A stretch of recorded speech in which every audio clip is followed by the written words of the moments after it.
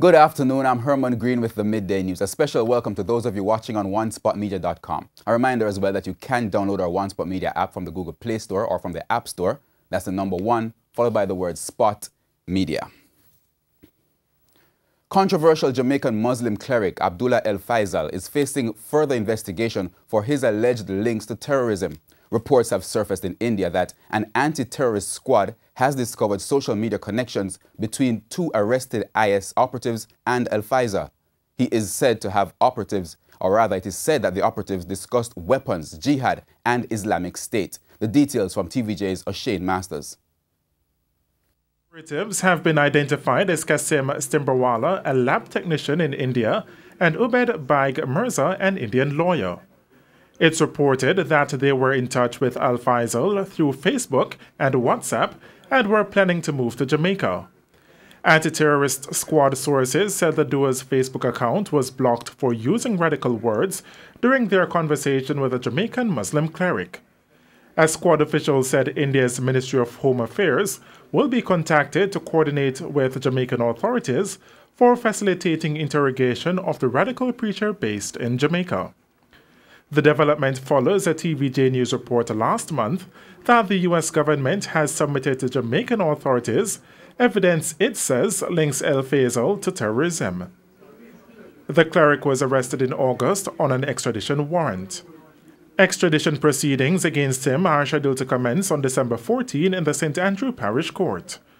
The U.S. government has accused him of recruiting persons to join a terror group ISIS from his base in Jamaica.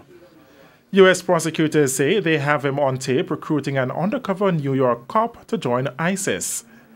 El Faisal, a former imam in Britain, was deported to Jamaica a few years ago following his conviction for terrorism in the UK. He migrated to the UK as a youth, and it was there that he converted to Islam. O'Shane Masters, TVJ News. A bus driver is dead and another driver hospitalized following a dispute with a loaderman at the Santa Cruz No. 1 Transport Center in St. Elizabeth last night. The dead man has been identified as Brent Clark of Montego Bay, St. James. The loaderman has since been taken into custody by the Santa Cruz police. It's reported that about 9:30 p.m., the men were in the transport center when an argument over payment for loading the buses developed. It is further reported that the loaderman pulled a knife and stabbed Mr. Clark twice in the left side of his chest. He then used a handcart to hit another driver on the foot, resulting in a fracture. Both men were taken to the Black River Hospital, where Mr. Clark was pronounced dead and the other man admitted. A recommendation has come from the defense bar for mandatory teaching of plea bargaining legislation to all student attorneys at the Norman Manley Law School. Attorney at law Peter Champagny made the proposal last night while arguing that learning and using the legislation is extremely useful in the current justice climate. The Plea Negotiations and Agreement Act was passed earlier this year in Parliament. It allows accused persons to engage in negotiations with the prosecution for certain sentences upon entering guilty pleas. Mr. Champagny, while addressing a town hall meeting organized by the Justice Ministry at St. George's College, lamented that since its passage, the usage has been poor by attorneys. He believes the legislation is so valuable that it should be part of training. I can't think of a case where it has yet been utilized, and that is sad. And against that background, the recommendation that I would make, if I can, is that this particular legislation should be a mandatory course at the Norman Manley Law School.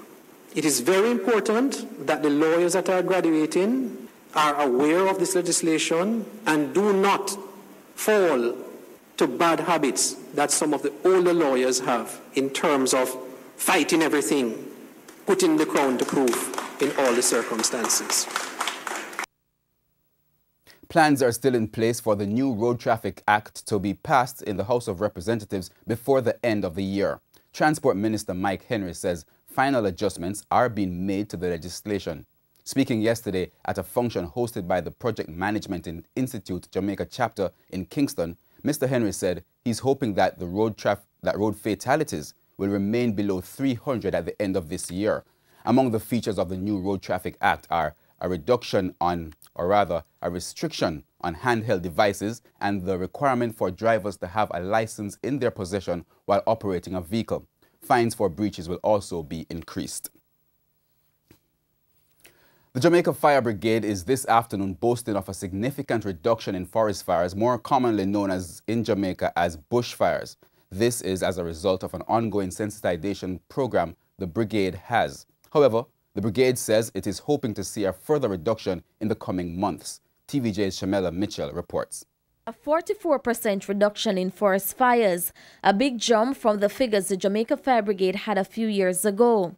According to Assistant Commissioner of Fire Prevention, Sean Martin, between 2004 and 2014, the brigade got a minimum of 5,000 calls to bushfires. But in 2016, that number was reduced. From 2004 to 2014, the average number of bushfires that we would have had was anywhere between 5,900 to 6,700.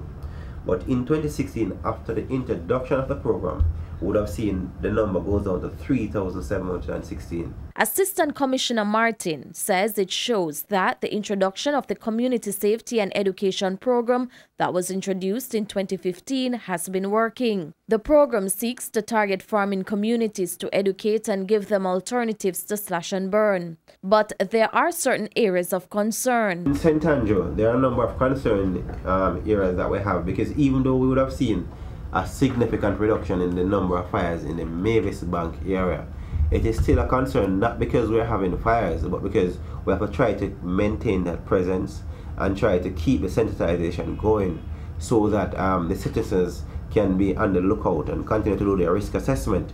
In the Stony Hill area, that is also an area of concern where we normally see a number of bushfires. Meanwhile, Assistant Commissioner Martin says between now and January next year, the brigade will have to heighten its awareness to prepare farmers for their next crop. We know come February, March is really the planting season, the preparation season for land.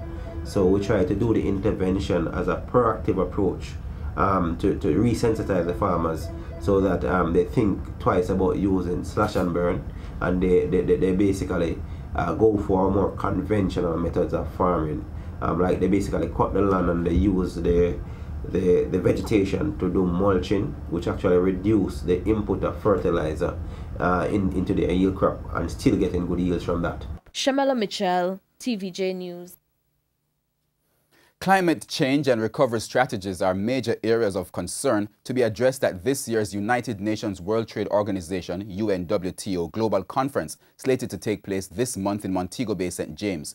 Tourism Minister Edmund Bartlett said day one of the conference will be dedicated to the future of tourism in the Caribbean, focusing on climate change and exploring recovery strategies in the wake of the impact of Hurricanes Irma and Maria on states in the region. Minister Bartlett gave an update on the conference at a media briefing held in Montego Bay Chamber of Commerce on Tuesday. The minister is also expecting that through this conference, Jamaica will cement its place as a global conference destination and strengthen the country's competitiveness in gastronomy tourism. This whole exercise in gastronomy is going to go beyond and much beyond the presentation of Jamaican foods. It is going to have impact in terms of the agricultural production in Jamaica. It's going to have implications in terms of how we use some of the commodities that we grow now, which hitherto we were competitive on the world market with, but we're no longer competitive. The minister said the conference will redefine Destination Jamaica as a center where the world can come on an annual basis to celebrate on matters relating to the development of tourism. The Agriculture Ministry says it's still pushing to fulfill its mission of seeing Jamaica produce enough surplus in all agricultural areas, leading to exports and an increase in the national gross domestic product, GDP. However, Agriculture Minister Carl Samuda says it's a challenge because there are many players who are involved in agricultural production for export, while at the same time not being able to satisfy the domestic market. He was speaking at the recent launch of the 14th annual Eat Jamaica Month in St. Andrew. Eat Jamaican Month 2017 will be observed during November, and activities for the month will be held in partnership with the Jamaican Agricultural Society. One of the main activities for the month is the ongoing Eat Jamaican campaign, which has been organized to encourage Jamaicans to grow what we eat and eat what we grow. The Ministry of Health is vowing to ramp up its health promotion and education on non-communicable diseases like diabetes. This, as an assessment by the Auditor General's Office, found inconsistencies in the Ministry's National Strategic and Action Plan for the Prevention and Control of Non-Communicable Diseases. The Public Account Committee in Gordon House discussed the matter earlier this week. TVJ's Anthony Lugg reports. Audit was conducted by the Auditor General to determine whether the ministry had developed strategies, policies, and interventions to prevent and control diabetes and the extent to which it had implemented systems to figure out whether those policies and interventions were working. The Auditor General took issue with the attention given to health promotion and education. The AG Fine said the ministry's actions where public education was concerned were inconsistent. The ministry in its response said those diseases were addressed in its overall communication plan. But the Auditor General had this recommendation. We have expanded our methodology of communication, so we have updated our website. We have a page with public education resources related to physical activity, healthy eating, adherence to medication. We have increased our usage of Twitter, Facebook, Instagram as additional means of communication in this area. And to address the issues, PAC members made these suggestions. I think just like we have classes or information given to pregnant mothers when they go to the clinic on a monthly basis, I think it would be a great idea if we incorporate some sort of an exercise routine, even for 20 minutes for these persons with diabetes. If we could have pamphlets that we could distribute in the communities, the public health aides and so on that could distribute, I think that they would be very helpful. Certainly, the Office of the Member of Parliament is one place that a lot of constituents visit, and particularly elderly constituents seeking assistance for one thing or another. Anthony Lugg, TVJ News. We go on to sports as promising Jamaican para-taekwondo athlete Shauna K. Hines has faced an uphill task since making her debut in the sport in February as the U.S. Open Championship. She has missed qualifying tournaments, including the World Para-Taekwondo Championship, and is now in danger of missing another major tournament in Portugal next month.